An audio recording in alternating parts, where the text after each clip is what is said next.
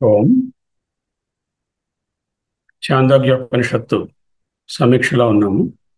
ఈ ఉపనిషత్తును మనకు భాష్య సమేతంగా బోధిస్తున్న అభయానంద స్వామి వారికి అనేక నమస్కారములు.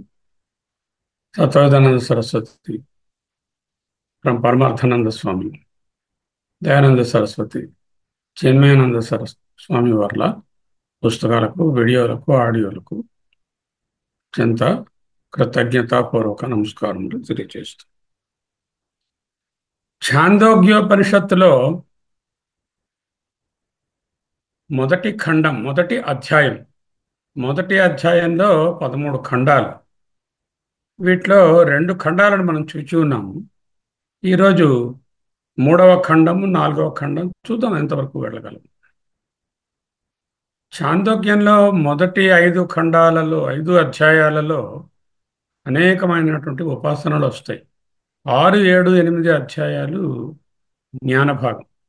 ఈ ఉపాసనలలో పంచవిధ సామలు, సప్తవిధ సామలు అంటూ వస్తాయి.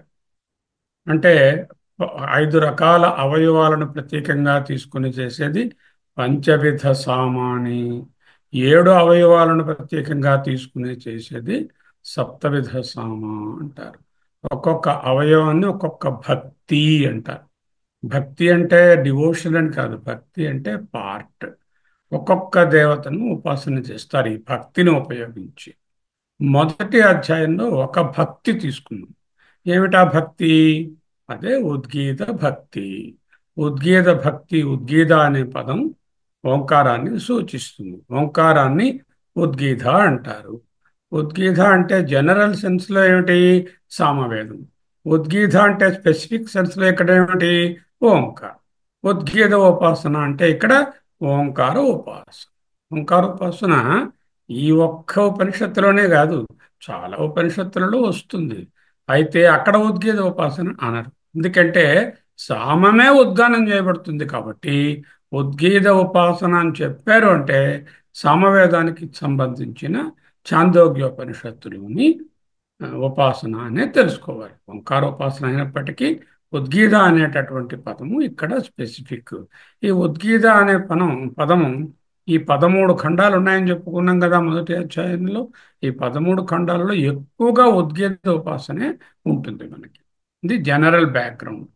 సరే, ఒకటవ దాంట్లో ఏం నేర్చుకున్నాము?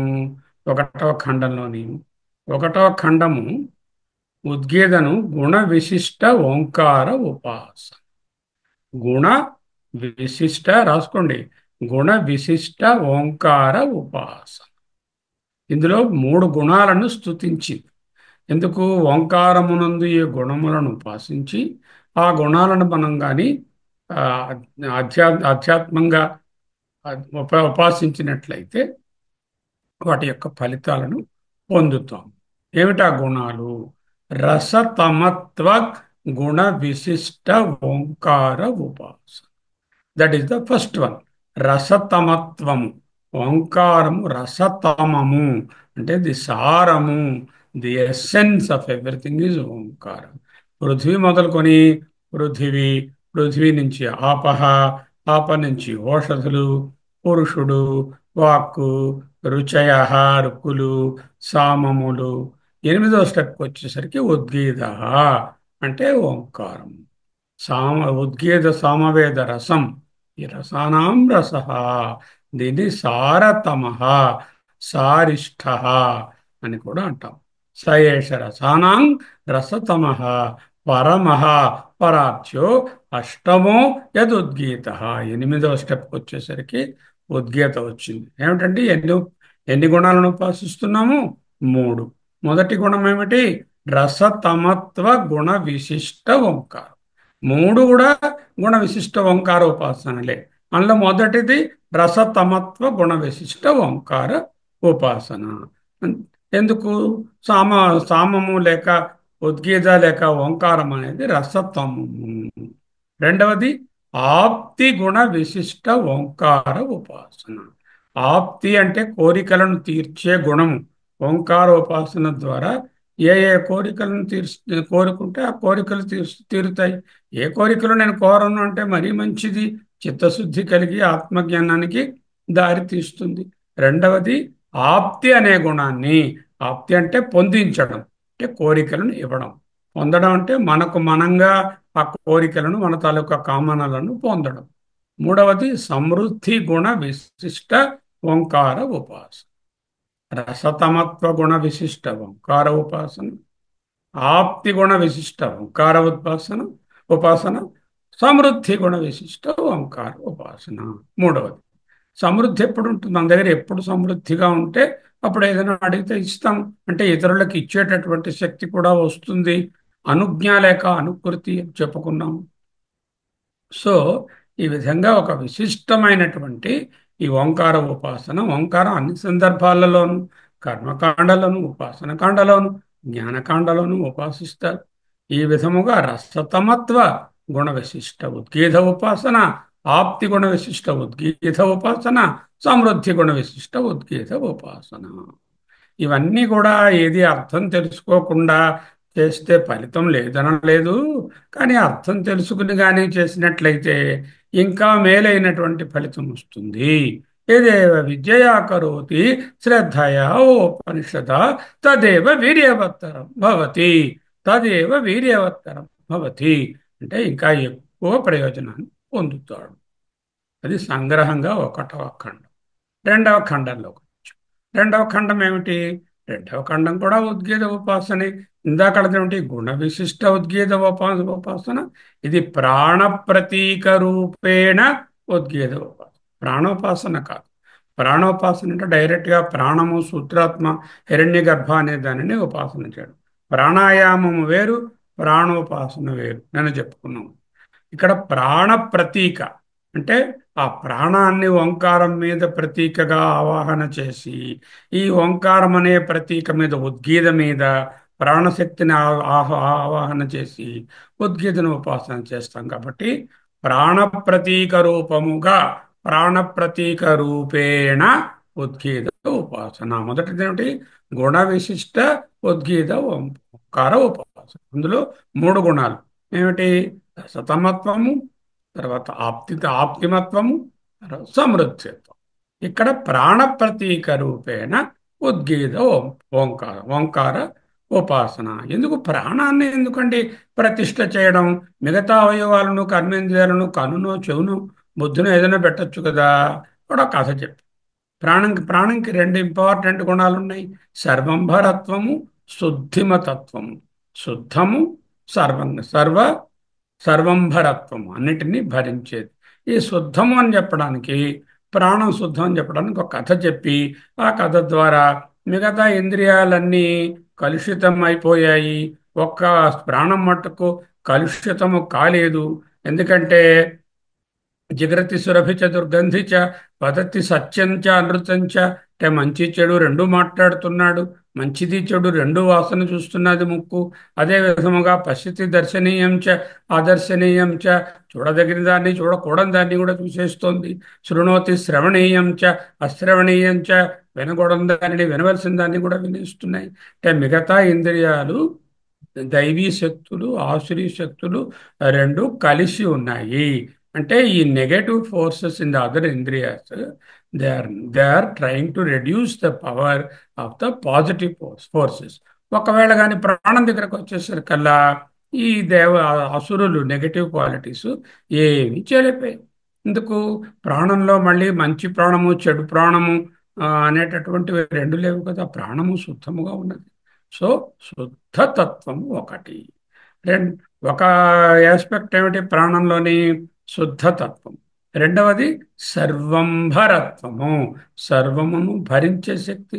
అది చూశాం. మళ్ళీ ఆ కథలో ఒక్కొక్క ఇంద్రియము వెళ్ళిపోయినా ఏం అవ్వలేదు, కానీ ప్రాణం వెళ్ళిపోతే అన్ని ఇంద్రియాలు కదిలిపోతున్నాయి. అన్నిటినీ భరించేటటువంటిది ప్రాణం. కాబట్టి సర్వంభరత్వము అంటే ఇతర వాటి వాటి అధిష్టాన దేవతలు, ఇంద్రియాల అధిష్టాన దేవతలు ఈ ఉపాసనలో ఓడిపోయాయి. ఎందుకంటే అక్కడ దైవీ శక్తుల కన్నా ఆసురీ శక్తులు ఎక్కువైపోయాయి. కాబట్టి ఒక అప్పుడు ప్రాణమే అన్నిటికన్నా శుద్ధము, సర్వంభరము అని నేర్చుకుంటాం. దానికి ఒక ఎగ్జాంపుల్ కూడా చెప్పింది చక్కనది. ఒక రాయిని తీసుకుని వెళ్ళి దాన్ని బండరాయి మీద మట్టి పిల్లతో కానీ కొట్టినట్లయితే బండరాయికి ఏమైనా అవుతుందా? ఏమీ అవ్వదు. రాయి చెక్కు చెదరదు, మట్టిగడ్డ తుక్కు తుక్కైపోతుంది. అలాగే ఈ అసురీ స్వభావాలన్నీ కూడా ఈ ఏ ఏదైతే ఈ ప్రాణశక్తియో దానిని ఉపాసన చేసిన వారి మీద, ఆ ప్రాణం మీద ప్రయోగిస్తే ఏమీ ఫలితం లేకుండా నిష్ప్రయోజనం అయిపోయాయి. దీని వలన ప్రాణము చాలా ఉత్కృష్టమైనది. ఎందుకు? రెండు కారణాలు. ఒకటి శుద్ధత్వము, రెండవది సర్వం భరత్వము. ఓకే. ఇప్పుడు దింతలకు ఉపాసన ఫలం చెప్పాలి. ప్రాణస్థుతి చేశారు మొట్టమొదట. స్థుతి ఏమిటి? శుద్ధత్వము సర్వంభరత్వము రెండూ ఉన్నాయి అంటూ ప్రాణాన్ని స్థుతి చేశారు. ప్రాణంలో 5 రకాల ప్రాణాలు ఉన్నాయి, క్రియలు ఉన్నాయి. శ్వాసక్రియ, విసర్జన క్రియ, జీర్ణక్రియ, ప్రసరణ క్రియ, ఇవన్నీ కలిపితే ప్రాణ అపాన వ్యాన సమాన ఉదానాలు అనేటటువంటివి ఇవి ఉన్నాయి. ఇవన్నీ సరిగ్గా పనిచేస్తేనే ఇతర ఈ 5 రకాల ప్రాణాలు, ఇతర ఇంద్రియాలు, మనసు, బుద్ధి, అంతఃకరణాలు కూడా పని చేస్తున్నాయి. అది ప్రాణస్థుతి. ప్రాణ ఉపాసన ఫలం ఏమిటి?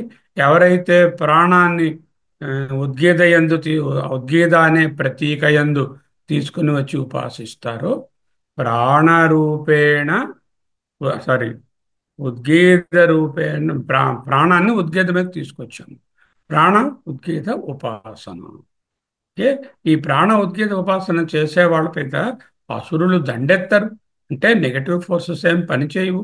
వాళ్ళు చాలా స్టేబుల్గా ఉంటారు. వాళ్ళకేమీ అసుర భయం అంటే నెగటివ్ ఫోర్సెస్ తాలూకా భయం ఉండదు. ఎందుకంటే ప్రాణ ప్రతీక రూపేణ ప్రాణాన్ని ఉద్గీత అనే దాని మీద ప్రతీకగా తీసుకుని వచ్చి ఉపాసన చేయడం కాబట్టి దీనిని ప్రాణ ప్రతీక రూపేణ ఉద్గీత ఓంకార ఉపాసన. ఉద్గీత ఉపాసన అంటే ఓంకార ఉపాసన. అక్కడతో 2వ ఖండం అయింది. ఇక 3వ ఖండం ఈరోజు. అక్కడ ఇంకొక మాట కూడా చెప్పారు. ఈ ప్రాణ విశిష్ట చేసినప్పుడు దానికి 3 రకాల గుణాలు ఉన్నాయి. ఆ గుణాలు ఏమిటి? అంగిరస, బృహస్పతి, ఆయాస్య. అంగిరస అంటే అంగాలన్నిటికీ రసం కాబట్టి అంగిరసము. బృహస్పతి అంటే వాక్పతి, అంటే వాక్ కూడా ఇది పతి, అంటే ప్రాణశక్తి వలననే వాక్కు శక్తివంతంగా ఉంటుంది. ఆయాస్య నోటి నుండి ప్రాణము ముక్కు నుండి నోటి నుండి కదులుతూ ఉంటుంది కాబట్టి ఆయాస్య. ఈ 3 చక్కగా గుణాలుగా తెలుసుకుని ఏమిటి? అంగిరసము, బృహస్పతి అండ్ దెన్ ఆయాస్య అనే గుణాలను తెలుసుకొని కానీ ఉపాసిస్తే బకదాల్భ్య అనే ఆయనలాగా సర్వకర కామన ప్రాప్తి వస్తుంది. ఎంతవరకు? అధ్యాత్మం అంటే ప్రాణం వ్యష్టికి చెందినటువంటి విధంగా మనం ఉపాసన చేసాం. ఇక 3వ ఖండంలో అధిదైవం అంటూ వస్తుంది. 3వ ఖండంలోకి వచ్చేసరికల్లా ఇక్కడ ఇది కూడా ఉద్గీత ఉపాసనే. ఎందుకు? చాలా భాగం ఈ 13 ఖండాలలో చాలా వరకు ఎక్సెప్టింగ్ ఎ ఫ్యూ ఉద్గీత ఉపాసనలే ఉంటాయి. ఇక్కడ ఉద్గీత ఉపాసన అధిదైవము ఆధ్యాత్మము రెండు ఉంటాయి. అధిదైవము ఆధ్యాత్మము రెండు ఒకటే అని చూపిస్తారు. ఇందులో ఎన్ని ఉపాసనలు ఉన్నాయి? 5 ఉపాసనలు. 3వ ఖండం ఏమిటి? ఉద్గీత ఉపాసనయే. ఏమిటి సబ్జెక్టు? అధిదైవంగాను అధ్యాత్మంగాను ఉద్గీతను ఉపాసన చేయడం. ఎన్ని ఉపాసనలు ఉన్నాయి? 5 ఉపాసనలు. మొదటిదేమిటి? సూర్య ఉపాసన. సూర్య ఉపాసన ఎందుకో ఉపనిషత్తు కారణం చెప్తుంది. సూర్యునికి ఉద్గీతకి కొన్ని అంశాలు సమానంగా ఉన్నాయి. ఏమిటా అంశాలు సమానం? సూర్యుడు ఆకాశంలో ఉదయిస్తున్నాడు. సమగానంలో ఉద్గీతను హెచ్చు స్థాయిలో గానం చేస్తారు. ఆ ఉదయం అనేటటువంటి సామ్యము వలన మొదటి సామ్యం ఏమిటి? ఉదయం అంటే పైకి లేవడం ఉదయం. ఇక్కడ కూడా సామగానంలో కూడా ఉద్గీతను హెచ్చు స్థానంలో గానం చేస్తారు. మొదట అధిదైవము సూర్య ఉపాసన. ఈ సూర్య ఉపాసనలో మొదటి సామ్యము ఉదయం. రెండవ సామ్యం ఏమిటి? సమృద్ధి. సూర్యుడు సమృద్ధిని కలుగజేస్తాడు. వానలు కురుస్తాయి. సూర్యుని వలన మేఘాలు ఏర్పడతాయి. మేఘాల వలన వానలు, వానల వలన సమృద్ధిగా పంటలు పండుతాయి. కాబట్టి సూర్యుడు సమృద్ధికరుడు అంటారు. సామఘోష కూడా సమృద్ధిని కలుగ చేస్తుంది. సామఘోష అంటే సామవేద పఠనం, సామవేద గానము, ఉద్గానము. అది కూడా సమృద్ధిని కలుగజేస్తుంది. సూర్యునిలాగే వర్షాలు కురవడానికి కూడా యజ్ఞాలలో వేదఘోషణ చేస్తారు. ముఖ్యంగా సమగానం చేస్తే అది ఎంత గట్టిగా బిగ్గరగా హెచ్చు స్థాయిలో గానం చేస్తే అంత పెద్ద వాన కురుస్తుంది అని ప్రతీతి. సో సమృద్ధి మొదటి సామ్యం ఏమిటి? ఎన్ని ఉపాసనలు ఉన్నాయి ఇందులో? 5. ఇది ఏ టైప్ ఆఫ్ ఉపాసన? ఉద్గీత ఉపాసనయే. ఈ ఉద్గీత ఎలాగా? అధిదైవము, ఆధ్యాత్మము. అధిదైవం అంటే మన యొక్క శక్తులకు, శరీరంలో ఉండే శక్తులకు ఏవి అభిమాని దేవతలు అది అధిదైవము. ఆధ్యాత్మము అంటే ఇగో ఈ వ్యష్టి, ఈ శరీరంలో ఉండేది ఆధ్యాత్మము. మొదటిదేంటి? సూర్య ఉపాసన. సూర్యునికి ఉద్గీత ఉపాసన ఎలా కలిసి వస్తుందండి? రెండిట్లో కొన్ని సామ్యాలు ఉన్నాయి. మొదటిది ఉదయము. సూర్యుడు ఆకాశంలో ఉదయించినట్లుగా సామగానంలో ఉద్గీతను హెచ్చు స్థాయిలో గానం చేస్తారు. అది మొదటి సామ్యం. రెండవ సామ్యం ఏమిటి? సమృద్ధి. సూర్యుడు సమృద్ధిని కలుగజేస్తాడు. మనందరికీ తెలుసు ఎలా సమృద్ధి కలుగజేస్తాడు. అలాగే యజ్ఞాలలో వేద ఘోష చేస్తారు. ముఖ్యంగా సామవేద ఘోష వలన ఎక్కువ వర్షాలు పడతాయి అనేది ప్రసిద్ధి. మూడవది భయనాశకం. ఎందుకు? సూర్యుడు చీకటిని పారద్రోలుతాడు. తెల్లారుజాము 3 గంటలప్పుడు వెళ్ళేస్తే అంతా చీకటి. సూర్యుడు వచ్చిన తర్వాత వెళ్ళరా, చీకట్లో పాము పుట్టలో పురుగో ఉంటాయి అంటారు పెద్దవాళ్ళు. వెలుగు వచ్చిన తర్వాత వెళ్తే ఆ బాధ ఉండదు. భయహేతువు అన్నిటినీ కూడా పారద్రోలుతాడు. ఉద్గీత అనేటటువంటిది ఏం చేస్తుంది? ఇది మనస్సును శుద్ధి చేస్తుంది. ఆత్మజ్ఞానం పొందడానికి సంసిద్ధులను చేస్తుంది. ఒకవేళ ఆత్మజ్ఞానం అనేటటువంటి సూర్యుడు ప్రకాశిస్తే ఆ జ్ఞానం అనే చీకటి పోతుంది. అంచేత ఈ 2, 3 సామ్యాల వలన, ఒకటి ఉదయం, రెండవది సమృద్ధి, మూడవది భయనాశకము. ఈ కారణముల వలన సూర్య ఉపాసన, ఉద్గీత ఉపాసన, ఆ సూర్యుడు ఈ ఉద్గీతయే అంటూ ఉద్గీత ఉపాసన సూర్యుని భావించి చేయడాన్ని సూర్య ఉపాసన, అతి దైవిక ఉపాసన. రెండోది ఏమిటి? సూర్య ప్రాణ ఉభయ ఉపాసన. ప్రాణం ఎక్కడుంది? ఇదిగో అధ్యాత్మం. సూర్యుడు ఎక్కడున్నాడు? అక్కడ ఉన్నాడు. అంటే సూర్య ప్రాణ ఉభయ ఉపాసన రెండవది. రెండవ మంత్రంలో వస్తుంది. మొదటి మంత్రంలో సూర్య ఉపాసన, రెండవ మంత్రంలో సూర్య ప్రాణ ఉభయ ఉపాసన. సూర్యప్రాణ ఉభయ ఉపాసన అనేటటువంటిది రెండవది. స్టార్టింగ్ ఎలా ఉంది?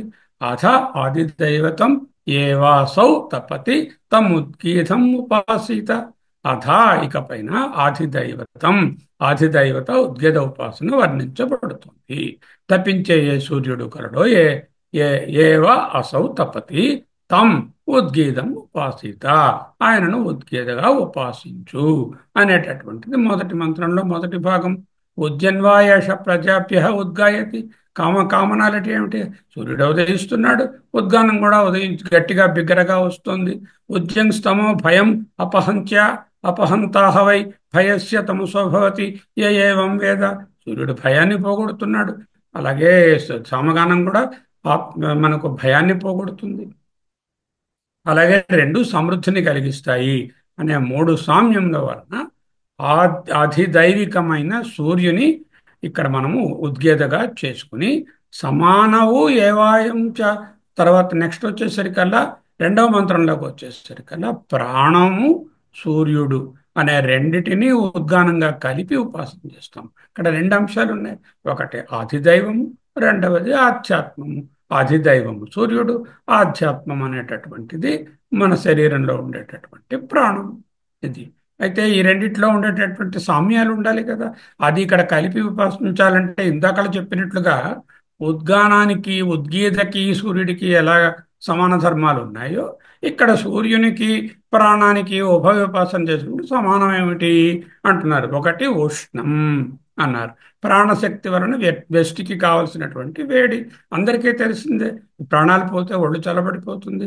ఈ సర్క్యులేషన్ అనేటువంటి జరుగుతూ ఉండడం వలనే శరీరంలో heat circulation, heat dissipation, heat maintenance 8.4 degrees 37 degrees centigrade maintain అవుతుంది.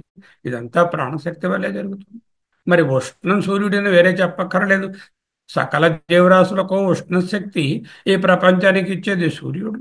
కాబట్టి ఉష్ణం అనే సమాన ధర్మము ఇటు ప్రాణానికి, ఆధ్యాత్మానికి, అటు అధిదైవమైన సూర్యునికి సమానము. రెండవది ఏమిటి? స్వరం అంటుంది ఉపనిషత్తు. స్వరం అంటే ఏమిటి? ప్రాణము సూర్యుడు రెండు కొంతకాలమైన తరువాత నిష్క్రమిస్తాయి. సూర్యుడు చూడండి, పొద్దున ఇచ్చాడు, ఇదిగో కొంతసేపు అయ్యేసరికల్లా నిష్క్రమిస్తాడు, మళ్ళీ రేపు పొద్దున వస్తాడు. అయితే రెండిటికి తేడా ఏమిటి? ప్రాణం అనేది నిష్క్రమిస్తే మళ్ళీ తిరిగి రాదు. అందుకే చనిపోయాడు. చని చనుట అంటే వెళ్ళటమే, పోవడం అంటే అది వెళ్ళటమే. చనిపోయాడంటే పోయాడు, పోయాడు అంటే మరి రాడు అని చెప్పడానికే చనిపోయాడు. ప్రాణం వెళితే మళ్ళీ రాదు. అందువల్ల దాన్ని ప్రతిస్వరము. స్వరము, ప్రతిస్వరం. ప్రాణానికి ఒక మూమెంటే స్వరం. సూర్యుడు రెండు మూమెంట్స్, పోయేది వచ్చేది. ప్రతిస్వరము. ప్రాణము స్వరము, సూర్యుడు ప్రతిస్వరము. ఆ స్వరము అంటే ఈ వచ్చిపోయే తత్వం అనేటటువంటిది రెండిటికి సమానము. ఈ రెండు సామ్యముల వలన మనకు రెండవ మంత్రం బలంతో ఈ ఉద్గీతని ప్రాణము సూర్యుడు అని కలిపి ఉభయ ఉపాసన చేయుట. సమానభూయేవాయం చ అసౌ చ ఉష్ణం అయం ఉష్ణ అసౌ. ప్రాణము మరియు సూర్యుడు సమానమే. ప్రాణము వేడి, అసౌ చ ఉష్ణ, అయం ఉష్ణం. అది అసౌ అంటే సూర్యుడు, అయం అంటే ఈ ప్రాణము, రెండు కూడా వేడే. స్వరం ఇతి ఇతి ఇతీం ఆచక్షతే. స్వర ఇది ప్రత్యస్వర ఇత్యమం తస్మాద్వా ఏతమిమం చ ఉద్గీతం ఉపాసీత.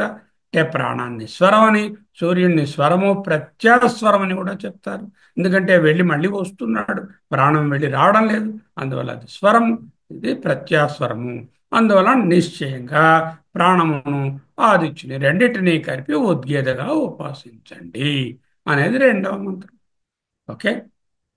ఇక మూడవ మంత్రం నుంచి ఏమిటి వస్తున్నాయి మనకి? 3 నుంచి 5 వరకు ఒక ఉపాసన. 3, 4, 5 మంత్రాస్ ఒకే ఉపాసన చెప్తారు. ఇంతవరకు ఎన్ని అయ్యాయి ఈ ఖండంలో? మళ్ళీ సమరైజ్ చేస్తున్నాయి ఈ ఖండాన్ని. ఇది ఉద్గీత ఉపాసన. ఆధ్యాత్మం ఉంటుంది, అధిదైవం ఉంటుంది. అధిదైవం సూర్యుడు. మొదటి మంత్రం సూర్యోపాసన. ఎందుకు అధిదైవం సూర్యుడు? ఉద్గానం చేస్తున్నటువంటి ఉద్గీత అనే ఓంకారానికి దానికి ఏమిటి సామ్యము? రెండూ ఉదయిస్తాయి. సామగానము ఉదయించి గట్టిగా పాడతారు, సూర్యుడు పైకి వస్తాడు. రెండు కూడా సమృద్ధి కలుగజేస్తాయి, రెండు భయాన్ని పోగొడతాయి. ఈ సామ్యం వలన సూర్యుడే ఉద్గీత అంటూ ఉపాసన చేయడం. ఉద్గీత ఉపాసన. రెండవది ఏంటి? సూర్యుడు ప్లస్ ప్రాణము ఈజ్ ఈక్వల్ టు ఉద్గీత. అంటే సూర్యుని ప్రాణాన్ని, సూర్యుడనే అది దైవాన్ని, ప్రాణం అనే ఆధ్యాత్మాన్ని రెండిటినీ ఓంకారంగా ఉద్గీతంగా చూస్తూ ఉపాసించడాన్ని ఇది మనకు ఉపాసన. ఇక్కడ ఏమిటి సామ్యము? రెండు సామ్యాలు. ఒకటి ఉష్ణము, రెండవది స్వరము. ఉష్ణము వేడి, ప్రాణము వేడికి కారణము, సూర్యుడు వేడికి కారణము. కన్ఫ్యూషన్ ఏమీ లేదు. స్వరము అంటే పోవడము, ప్రతిస్వరము అంటే రావడము. స్వరం అనేది ప్రాణానికి తెలుసు, ప్రాణంలో మనకు ఉన్నది. అది వస్తుంది, ఒకసారి ఉంటుంది, మళ్ళీ పోతుంది, చనిపోతాడు. మళ్ళీ సూర్యుడు అనే అతను స్వరము, ప్రత్యాస్వరము, ప్రతిస్వరం కాదు, ప్రత్యాస్వరము, తిరిగి రావడము అనేటటువంటి తత్వం వలన ఆ రెండు సమానము. ఏమిటండి ఈ ఉపాసన చేస్తే ఫలం చెప్పాలి కదా. ఎప్పుడైనా ఉపాసన చేశారు అంటే దానికి ఫలము చెప్పే తీరాలి. మొదట సూర్య ఉపాసనకు ఏమిటి ఫలము? భయనాశము, సమృద్ధి. అందులోనే ఉన్నాయి, ఆ సామ్యంలోనే ఫలాలు ఉన్నాయి. సమృద్ధత్వం కలిగి ఉండడము, భయనాశకత్వం అనేవి అక్కడ ఫలాలు. అజ్ఞానం తొలగి వేదాంతం అర్థమవుతుంది.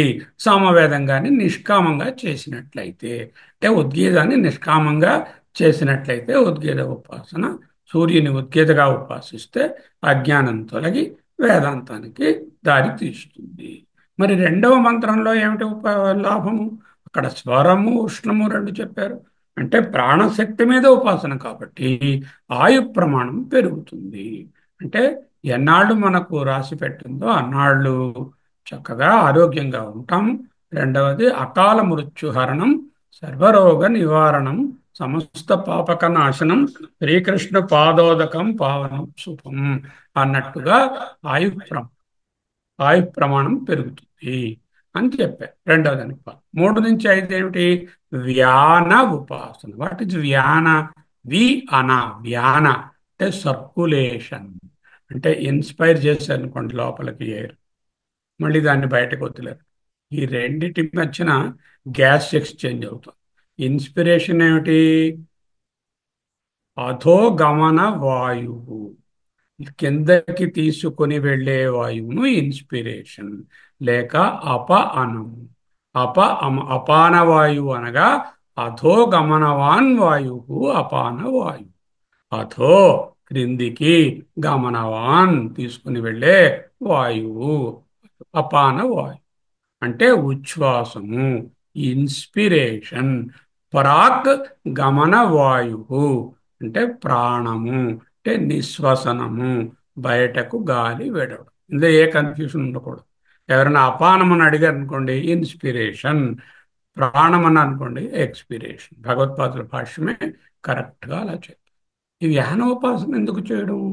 పంచప్రాణాలలో ఒక్క వ్యానాన్ని తీసి దాన్ని ఉద్గీత మీద ప్రతిష్ఠించి ఉద్గీతను ఉపాసన చేస్తున్నారు. అంటే ఉద్గీత ఓం, ఇదే వ్యానము, ఇదే వ్యానము, ఇదే వ్యానశక్తి, ఇదే వ్యానశక్తి అంటే ఏమిటి అసలు? వ్యానాన్ని ప్రాణాపానాలకు సంధిగా వర్ణిస్తుంది ఉపనిషత్.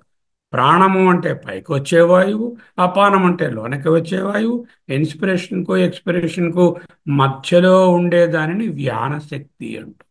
మధ్యలో ఏముందండి? ఇక్కడి నుంచి లోపలికి ఆక్సిజన్ వెళ్ళింది, మళ్ళీ తర్వాత నెక్స్ట్ నిశ్వసనంలో కార్బన్ డైఆక్సైడ్ వచ్చింది.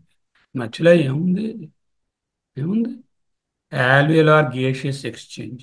అంటే ఈ ఆక్సిజన్ అనేది అక్కడ రక్త కణాల ద్వారా లోపల, ఈ ఊపిరితిత్తుల లోపలికి చేరి ఆ రక్త కణాల ద్వారా శరీరం అంతా ఆర్బీసీ ద్వారా సర్క్యులేట్ అయ్యి అక్కడ ఒక్కొక్క individual liver, kidney, skin, bone అక్కడికి వెళ్ళి అక్కడ మళ్ళీ ఆక్సిజన్ ఇచ్చి అక్కడున్న కార్బన్ డైఆక్సైడ్ని పికప్ చేసి మళ్ళీ తెచ్చి లంగ్స్కి అందిస్తే ఈ లంగ్స్ బయటకు వస్తుంది. అర్థమైందా? There are two respirations in that. One is called the pulmonary respiration, or మన లంగ్స్లో జరిగే ఊపిరితిత్తులలో జరిగేటటువంటి రెస్పిరేషన్. రెండవది tissue respiration. Do you think which is more important? Which is more important, tissue respiration or this respiration? Both are important because ఇది ఉంటేనే కదా ఇక్కడికి ముందు ఆక్సిజన్ వెళ్తేనే కదా టిష్యూస్కి వెళ్తుంది. ఫైనల్ ఏమేమిటి? గాలి ఎందుకు పీలుస్తున్నాము? ఊరికే ఏదో తిత్తిలా బయటికి లోపలికి వెళ్ళడానికి కాదు.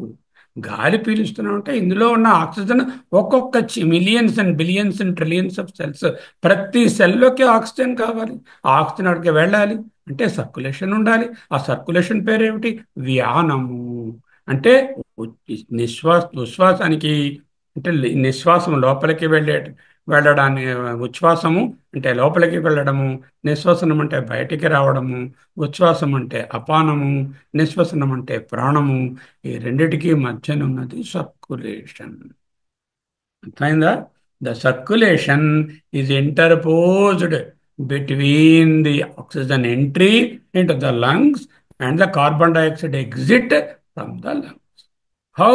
That is how that whole organism is functioning. Because ఇక మిగతా వాటిలో చూసుకోండి, చేపలు అలాంటి వాటిలో ఉంటాయి. వాటిలో స్కిన్లోంచి వాళ్ళకి వాటిలోంచి నీటిలో ఉన్న ఆక్సిజన్ వెళ్ళిపోతుంది, వెళ్ళిపోయే టిష్యూస్ అన్నిటిని ఫుల్ఫిల్ చేస్తుంది. అఫ్కోర్స్ సర్క్యులేషన్ కూడా ఉంటుంది. లంగ్స్ అంటూ ప్రత్యేకమైన ఆపరేటర్స్ వాటికి అక్కర్లేదు వాటికి. కానీ ఇక్కడ మనం అలా కాదు. గాలి లోపలికి వెళ్ళాలి. అదే మనకేమో లోపలికి వెళ్ళే గాలిని అపానం అంటున్నాము, బయటకు వచ్చేదాన్ని ప్రాణం అంటున్నాము. ఈ oxygen entry, carbon dioxide exit అనేటటువంటి ఏదో మ్యాజికల్గా ఏదో పని లేక జరుగుతున్న ప్రక్రియ కాదు కదా. ఈ ప్రక్రియ ద్వారా శరీరంలో ప్రతి సెల్కి, ట్రిలియన్స్ ఆఫ్ సెల్స్కి ఆక్సిజన్ అందాలి. అలా అందాలంటే ఎవరు తీసుకెళ్తున్నారు? వ్యానము అనేటటువంటి సర్క్యులేటరీ శక్తి వర్ణిస్తుంది, చేస్తుంది. ఆ వ్యానాన్నే ఇక్కడ మీరు ఉపాసించండి అంటున్నారు. అంటే ఏమిటైంది? Let my circulation process be perfect so that every part of my body be very powerful. That is the ఉపాసన, ఇజంట్ ఇట్? ఎవరైతే వ్యానాన్ని ఉద్గీత ఓంకారం ప్రతీకగా పెట్టుకొని ఓ ఇదే నా జ్ఞాన శక్తి, ఇదే నా సర్క్యులేటరీ శక్తి. ఇదే నాలో ఉన్న ప్రతి ఒక్క కణానికి ఆక్సిజన్ అందించి కార్బన్ డైఆక్సైడ్ చెడు పదార్థాన్ని వెనక్కు తీసుకునే శక్తి. దీని మీదనే నేను నిలబడి ఉన్నాను.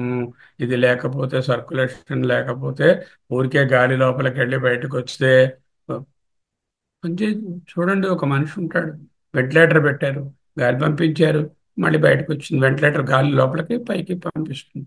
సర్క్యులేషన్ లేదు. డాక్టర్స్ ఏం చెప్తాం మేము? అయ్యా, ఆయన వెంటిలేటర్ పెట్టినా బతకడండి, ఎందుకంటే సర్క్యులేషన్ ఫెయిల్ అయిపోయిందండి.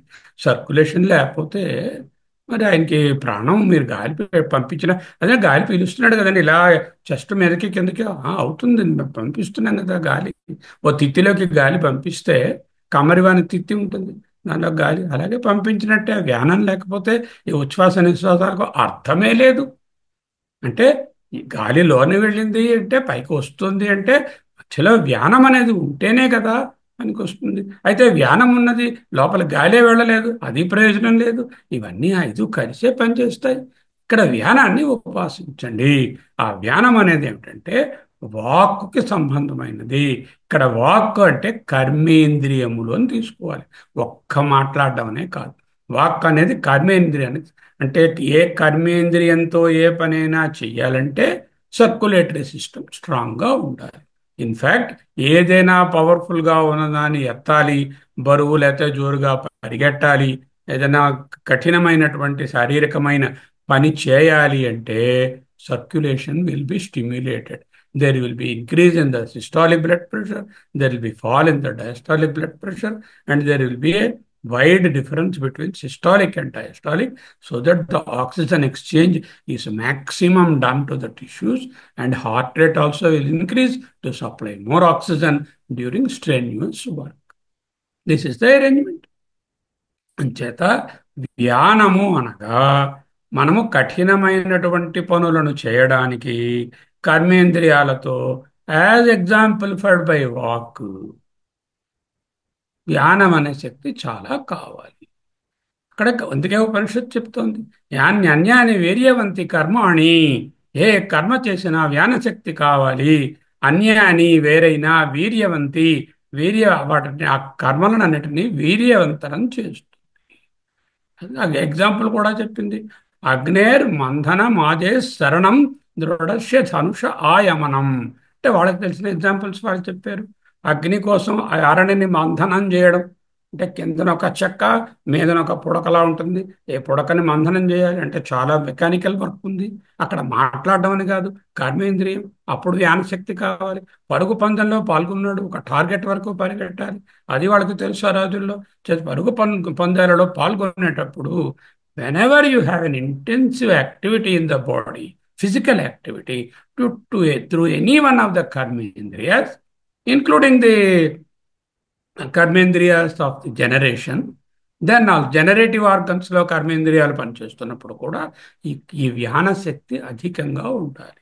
అలాగే ధనుస్సుని లాగి ఎక్కు పెట్టేటప్పుడు అన్నారు. అంటే అప్పుడు కూడా చూడండి, ఇలా లాగి పెట్టే కొట్టాలంటే ఎంత ఫోర్స్ వాడాలి.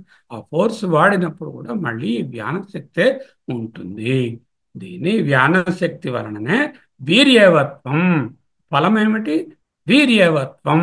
శ్వాస పీల్చడంలో సమస్య లేకుండా చక్కగా పీల్చిన శ్వాస అన్ని టిష్యూలకు అందుతుంది.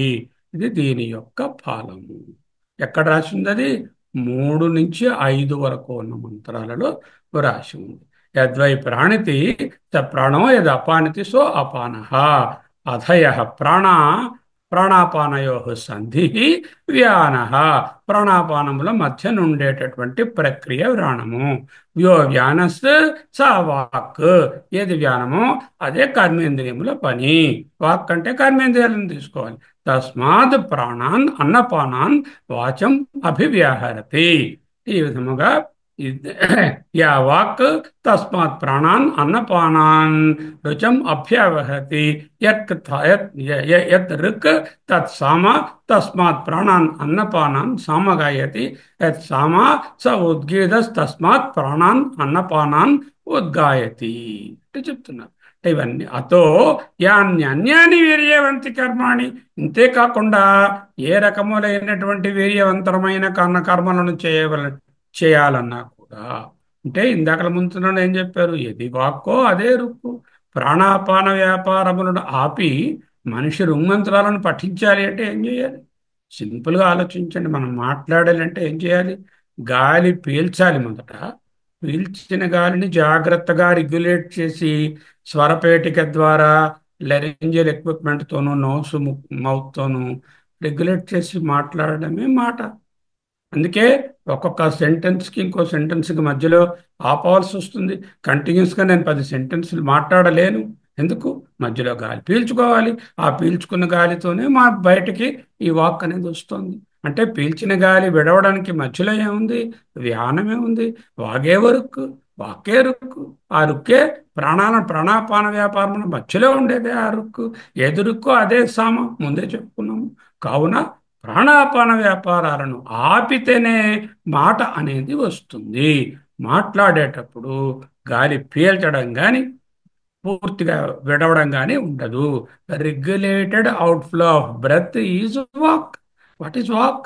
Walk is a very regulated, controlled effect of the expiration through special equipment in our body. This is specific to human beings. చేత పోని మాట్లాడటమే కాదండి, ఇది అన్ని కర్మేంద్రియాలకు వర్తించుకోండి. అతో యాన్యన్యాని వీర్యవంతి కర్మాణి. ఆ అన్ని కర్మేంద్రియాలకు కూడా ఈ వ్యానం సర్కులేషనే కావాలి. యథా అగ్నేర్మంథనం ఆజేస్తరణం దృఢస్య ధనుష ఆయమనం ప్రాణాన్ అపానాం స్థాని కరోత్యేత తస్య హేతో వ్యానమేవ ఉద్గీతం ఉపాసీత. ఈ హేతువు వలన ప్రాణ వ్యానాన్ని ఉద్గీతంగా ఉపాసించండి. ఇప్పుడు చెప్పండి, మీరు ఈ ఉపాసన చేస్తారా చేయరా? Will you do it or not? You must do it. Why? Because మనకి వ్యానశక్తి లేనిదే శరీరంలో ఏ పని చేయలేము. కర్మేంద్రియాలు, జ్ఞానేంద్రియాలతో గ్రహించగలం. ఎదురుగుండా ఏదో కాఫీ కప్ ఉన్నది టేబుల్ మీద ఉంది తెలుసు. నాకు ఆ కాళ్ళు చేతులు పనిచేసి అక్కడికి వెడితేనే కదా అది నా దగ్గరకు వస్తుంది. అంటే జ్ఞానేంద్రియాలతో విషయాలను తెలుసుకున్నంత మాత్రాన వ్యవహారం నడవదు. కర్మేంద్రియాలతో పనిచేసినప్పుడే వ్యవహారం నడుస్తుంది.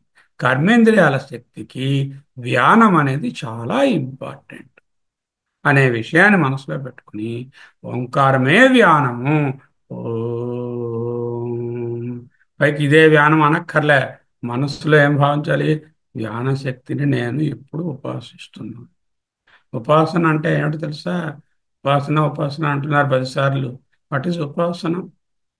ఏదైనా ఒకే విషయాన్ని నిరంతరంగా తలుచుకుంటూ ఉండడమే ఉపాసన. మంచవచ్చు, చెడవచ్చు. ఫర్ ఎగ్జాంపుల్, ఐఐటి పరీక్షకు ఒక విద్యార్థి ప్రిపేర్ అవుతుంది. ఆ 6 నెలల్లో ఒక ఏడాది పాటు అదే ఆయన ఉపాసన.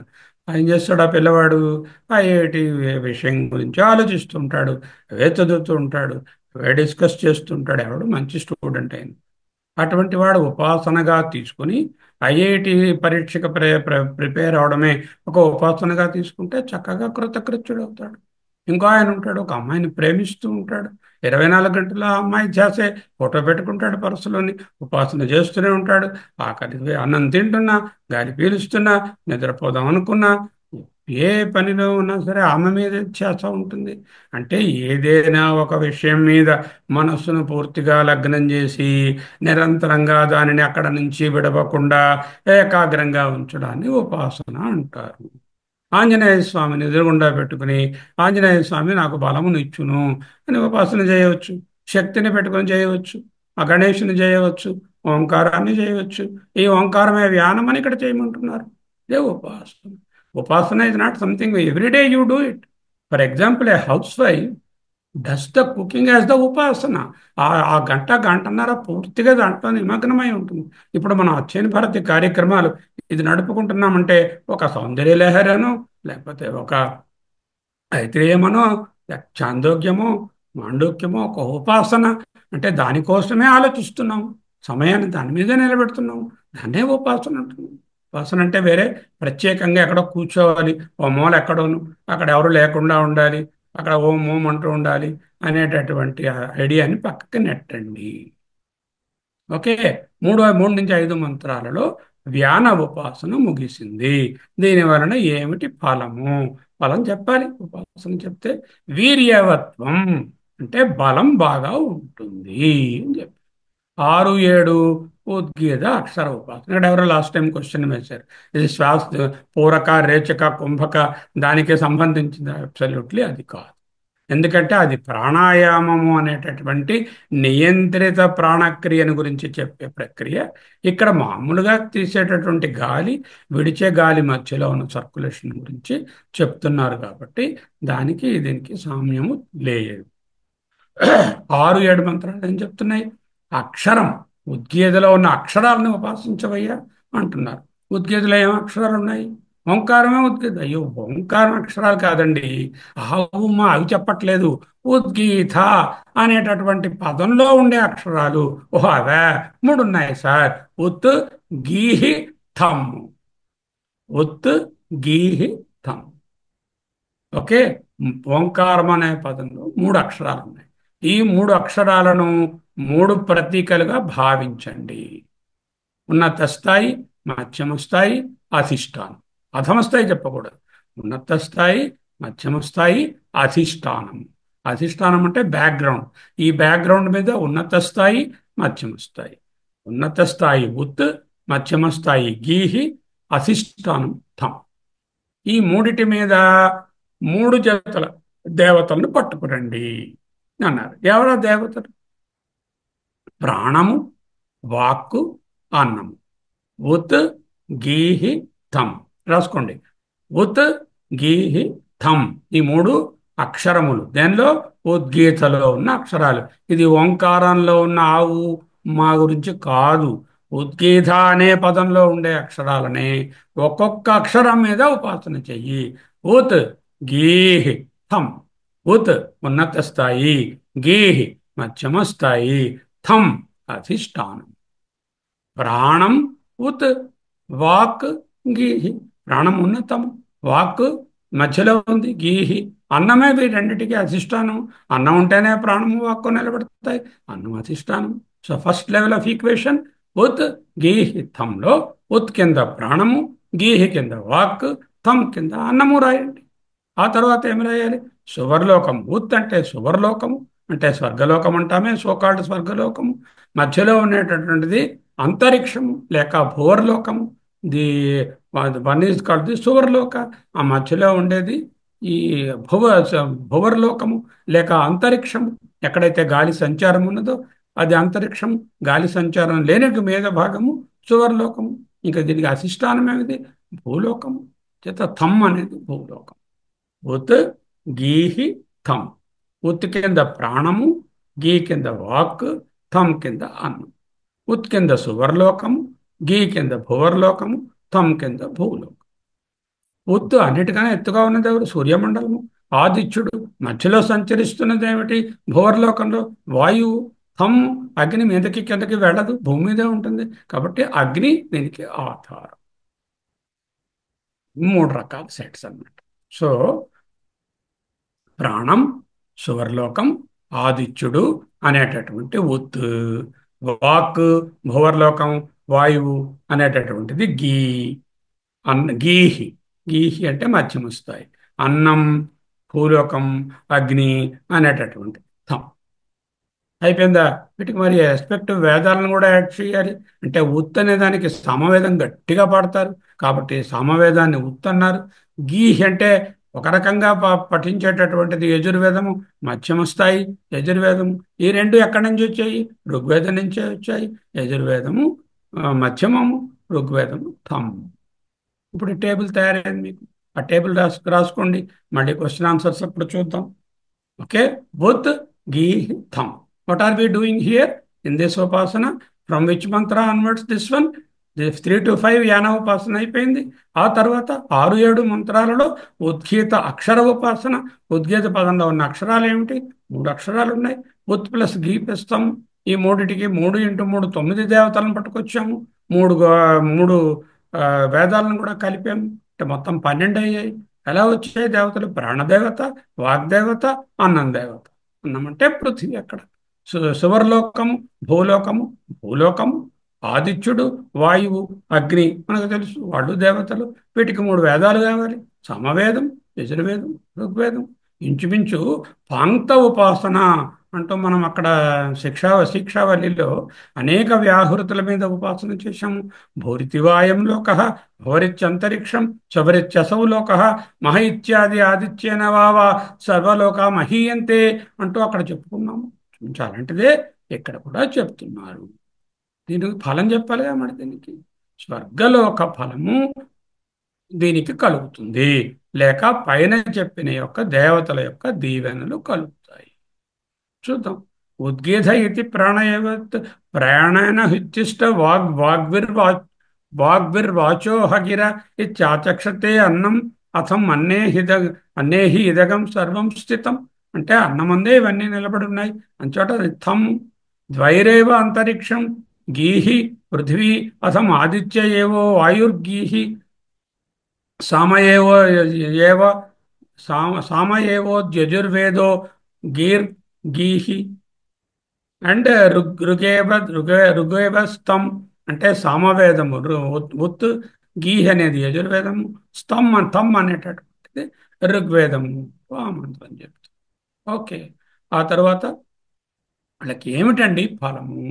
ఉద్గీతం అనే పేరులో నుండేటటువంటి ఉద్గీతాక్షరాలను ఎవడైతే ఈ విధంగా అక్షరం అక్షరం తెలుసుకుని ఉపాసిస్తాడో, ఎలా ఉపాసించాలి?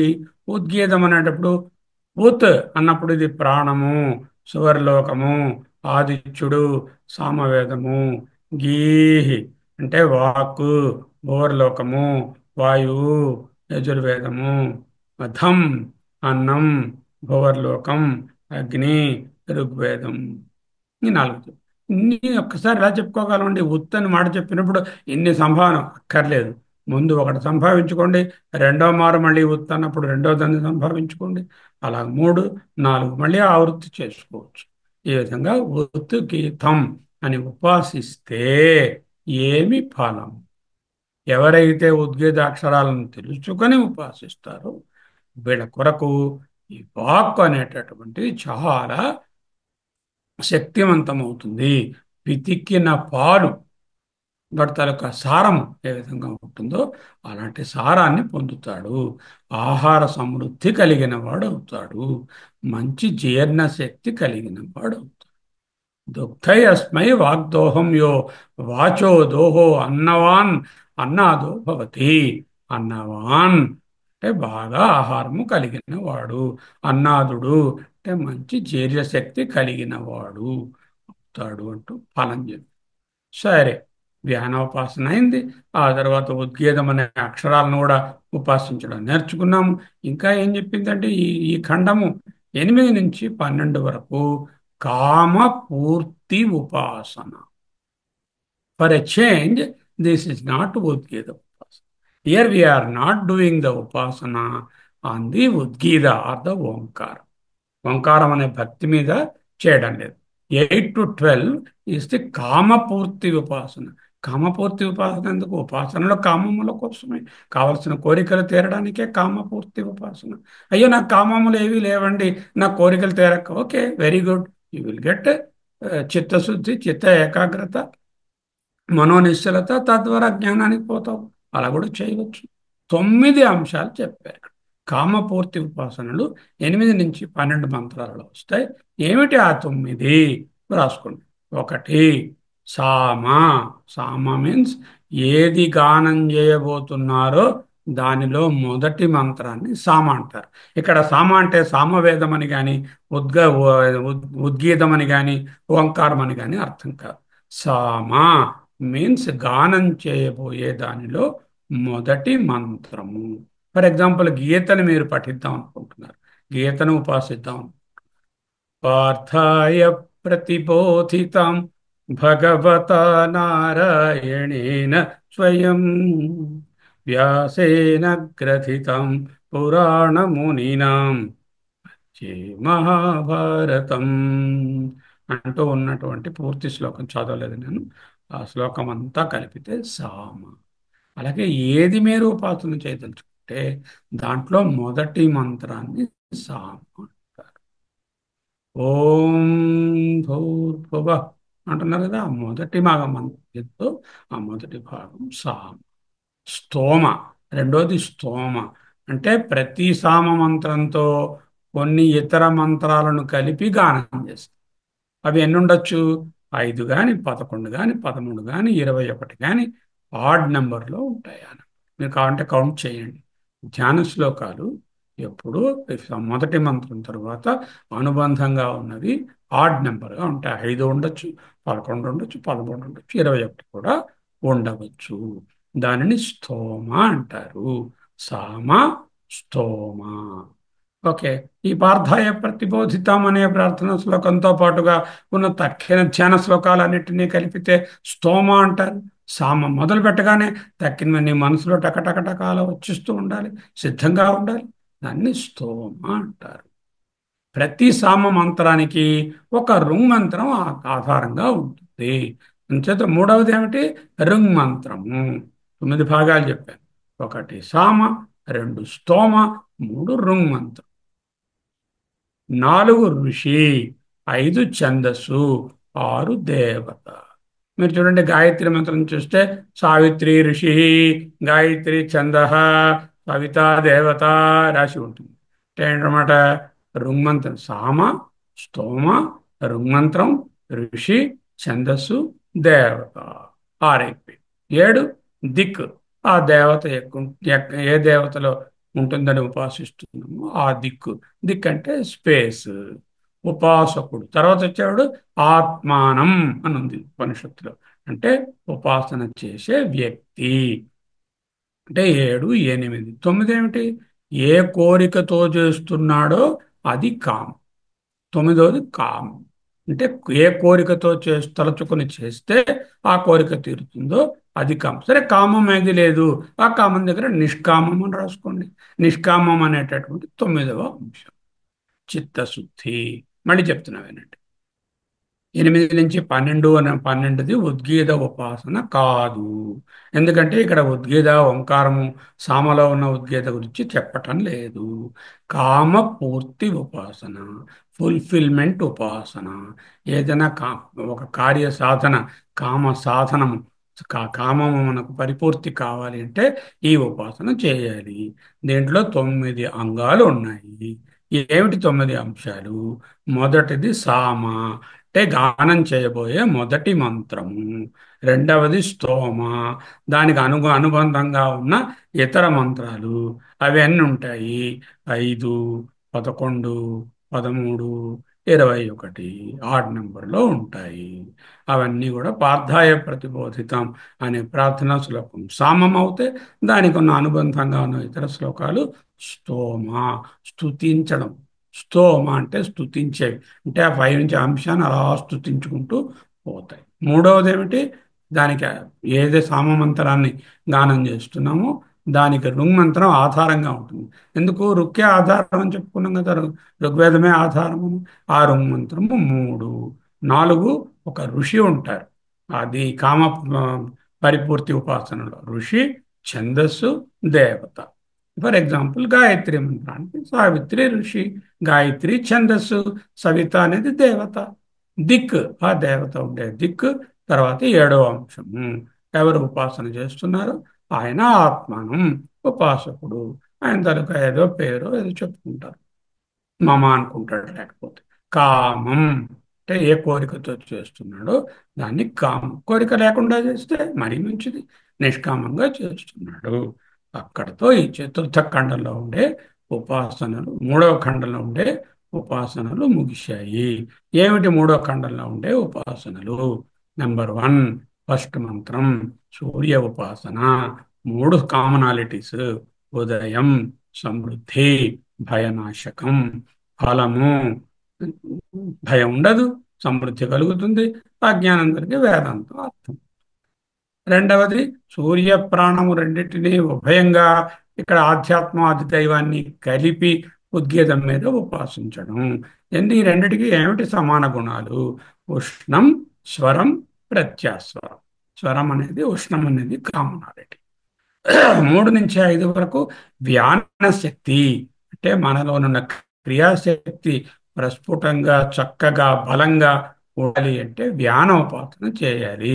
ధ్యానం అనగా ఇన్స్పిరేషన్కి ఎక్స్పిరేషన్కి మధ్యనున్న సర్క్యులేషన్ అని తెలుసుకోవాలి. దీనివలన ఏమిటి? వాక్కు చాలా వీర్యంగా గట్టిగా వస్తుంది. తెలుస్తూనే ఉంది. ఊపిరి బాగా పీల్చు అంటే చూడండి, పాట పాడే వాళ్ళకు ఎంత దమ్ము ఉండాలి. అంటే ఎంత దమ్ము పట్టి వాళ్ళ లోపల గాలి ఉంచుకుంటే అంత పొడుగ్గా ఆ రాగాన్ని తీయగలరు. ఒకవేళ బ్రెత్ అయిపోతే మధ్యలో తెలియకుండా పీల్చుకొని అడ్జస్ట్ చేసుకుని మళ్ళీ నెక్స్ట్ బ్రెత్లో మిగతాది పాడతారు. అంటే ఆ దమ్ము ఎక్కువగా ఉన్నవాళ్ళు ప్రొలాంగ్డ్గా ఎక్కువ ఉచ్చ స్థాయిలో లేక మంద్ర స్థాయిలో చాలాసేపు గానం చేయగలుగుతున్నారు. అదే వాక్ శక్తి. అంటే ధ్యానం అంటే ఒట్టి వాక్కేనా? ఎవరు చెప్పారండి? యాన్యాన్యాని వీర్యవాన్ వీర్యవంతి కర్మాణి. అన్ని కర్మలను వీర్యవంతం చేసేది ధ్యానమేరా అంటూ చెప్పారు. తరువాత 6-7 మంత్రాలు ఉద్గీత అక్షర ఉపాసన. ఉద్గీత అక్షరాలు 3 ఉన్నాయి. ఉత్, గీ, థమ్. ఉత్ అనేటటువంటిది ఉన్నత స్థాయి, గీహి మధ్యమ స్థాయి, థమ్ అనేది అధమ స్థాయి చెప్పకూడదు, అధిష్టానం అని చెప్పాలి. ఉత్తుకి ఏమిటేమిటి చెప్పుకున్నాం? ప్రాణము, సువర్లోకము, ఆదిత్యుడు. గీహి వాక్, భువర్లోకము, వాయువు. థమ్కి అన్నం లేక భూలోకము, అన్నము, భూలోకము, అగ్ని. అన్నం మొదటి ప్రాణం దగ్గర అన్నము, సువర్లోకం భూవర్లోకం అన్నప్పుడు భూలోకము, ఆదిత్యుడి దగ్గరకు వచ్చారు ఇలా అగ్ని. ఆ లైన్లో మూడిటికి 3 వేదాలు: సమవేదము, యజుర్వేదము, ఆధారము, అధిష్టానం, ఋగ్వేదం. ఏమిటండి దీనికి ఫలము? పైన చెప్పిన దేవతల యొక్క దీవెనలు కలగడం ఒక ఫలమవుతే, ఇక్కడ వాక్కు శక్తి చాలా పెరిగి పితికిన పాలలోని రసాన్ని ఏ విధంగా పొందుతాడో ఆ విధంగా వాక్ శక్తి బాగా వృద్ధి అవుతుంది. అంతేకాకుండా అన్నవాన్ అన్నాదో భవతి.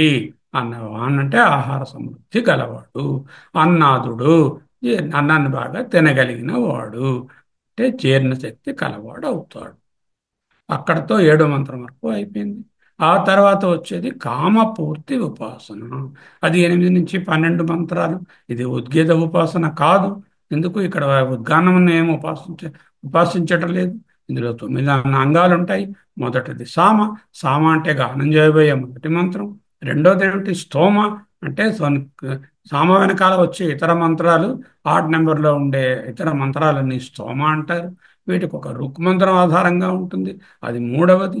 ఋషి ఛందస్సు దేవత అవో 3, 3, 3, 6. దిక్కు ఆ దేవత ఉండే దిక్కే 6వది. 7వది ఉపాసకుడు 8. కామం లేక కోరిక అనేది 9. ఈ 9 అంగాలతో ఈ ఉపాసన చేస్తాము. ఎక్కడి నుంచి వస్తున్నాయి ఇవి? అధకలు ఆసి సమృద్ధి రూప సరా రూపస సరాణిత్యుపాసత. అంటే సమృద్ధి కలగడానికి, సంపన్నత కోసం ఉపాసన చెప్పబడుతుంది. నిశ్చయంగా కామనలు సంపన్నమయ్యే కామ సంపన్న ఉపాసన, కామ సమృద్ధి ఉపాసన. పొందదగిన లక్ష్యాన్ని ఈ విధంగా ఉపాసించాలి అంటూ 8 నుంచి ఉండే మంత్రాలలో సామతో ఉద్గాత దేవతాస్తుతిని చేయడం ఆరంభం చేస్తాడో దానిని సామ అన్నారు. ఏ రుక్కి చెందినటువంటిదో అక్కడ ఆ రుగ్మంత్రం దీనికి ఆధారము. ఏ ఋషియో ఆ ఋషి, ఏ దేవతను స్తుతింపు చేయబోతున్నాడో ఆ దేవత భావన.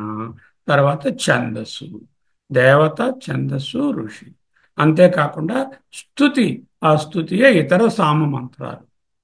ఆ తర్వాత ఇదైపోయిన తర్వాత ఆత్మను ఎవరైతే చేస్తున్నారో వాడు. ఆ తర్వాత కోరిక, ఏ కోరికతో చేస్తున్నాడో అది కోరిక. దేవావై మృతోభ్యర్చత. తర్వాత నెక్స్ట్ దాంట్లో వస్తుంది ఇంకా 4వ అధ్యాయం.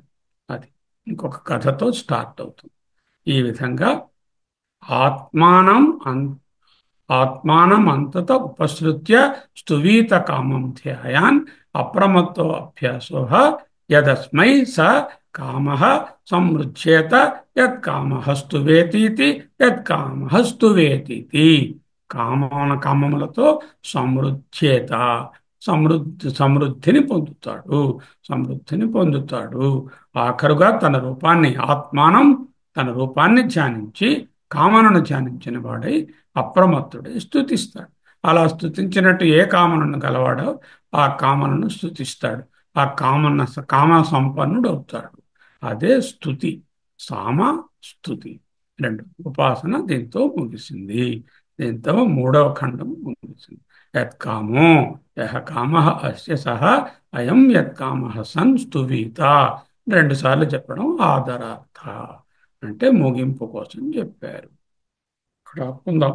కరెక్ట్గా అయింది 4, 5 రెండు ఖండాలు కలిపి ఇంకొక క్లాస్గా చెప్పుకుందాం. ఓం ఆప్యాయంతు మమాంగాని వాక్ ప్రాణశ్చక్షుశ్రోత్రమథో బలమింద్రియాణి చ సర్వాణి సర్వం బ్రహ్మోపనిషదం మాహం బ్రహ్మ నిరాకుర్యాం మా మా బ్రహ్మ నిరాకరోత్ అనిరాకరణమస్తు అనిరాకరణమే అస్తు తదాత్మని నిరతే య ఉపనిషత్సు ధర్మాః ते मयि सन्तु ते मयि सन्तु। ओम शांति शांति शांति।